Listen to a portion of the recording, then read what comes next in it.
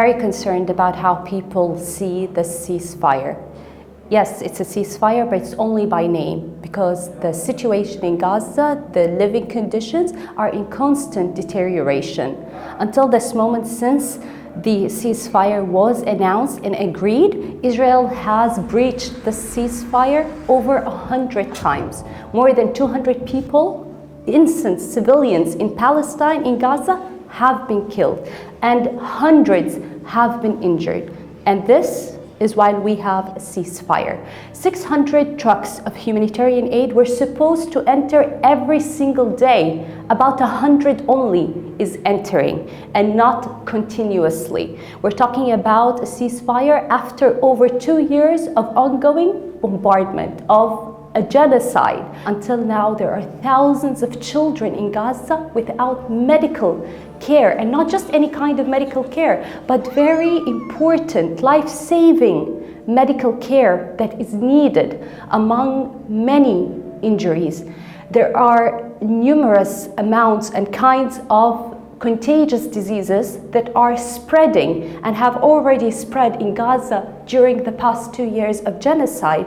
Until now, these diseases have no treatments. There's no medication entering for care for these children, for these mothers. I've seen thousands of people going back on a Rashid Street, marching back to Gaza City, after they were forcibly evacuated many times from it.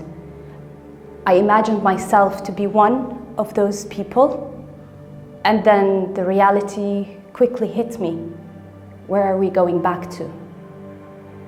We are going to destruction. We are going to rubble and debris. No infrastructure left. No water, no schools, no hospitals, no homes. People are going back to basically nothing, but more and more suffering. The situation in the West Bank has been a developing situation for decades now. I can't say for the past 2 years only, but especially in the past 2 years of the genocide in Gaza, Israel has continued its annexation of Palestinian lands and confiscation of Palestinian lands. It has built more illegal settlements. It has destroyed more properties of Palestinian people, and targeted more schools and detained more and more people. The settler attacks have become more and more violent than they have been for the past decades. We are talking about a plan that has started to ethnically cleanse the Palestinian people from all the occupied territories, the West Bank, East Jerusalem, and the Gaza Strip. Their systematic cleansing and ethnically cleansing of the people in the entire occupied territories has never stopped one day. And the reality and proof and the evidence for what I'm saying is when you look at the Palestinian map now, Palestine has completely, almost vanished. Over 80% of the West Bank is completely now taken and controlled by Israel. It is super important. It is very important that we hold Israel accountable. And I say Israel with all its pillars, government, officials, and soldiers in the military who have committed these atrocities and war crimes. Israel must pay for the destruction of Gaza. It must pay for the confiscation of Palestinian lands in the West Bank. It must rebuild Gaza like it has destroyed it.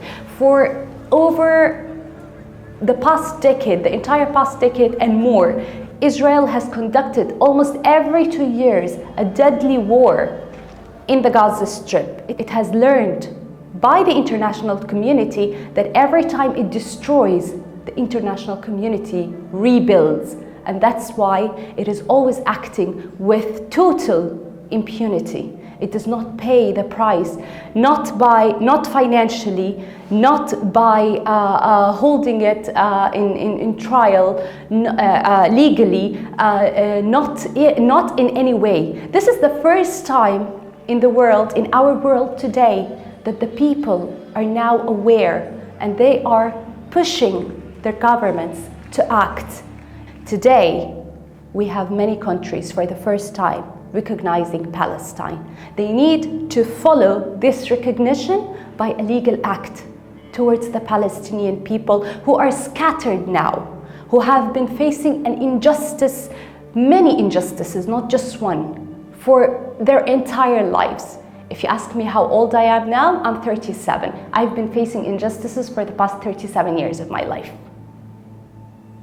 I don't know what it is to travel freely. I don't know what it is to live without a blockade. I don't know what it is to be a complete human being. People have great power. Their only problem is that they do not realize the power that they have. The day that the people realize the real power that they have for a change, this is the day that justice will be made.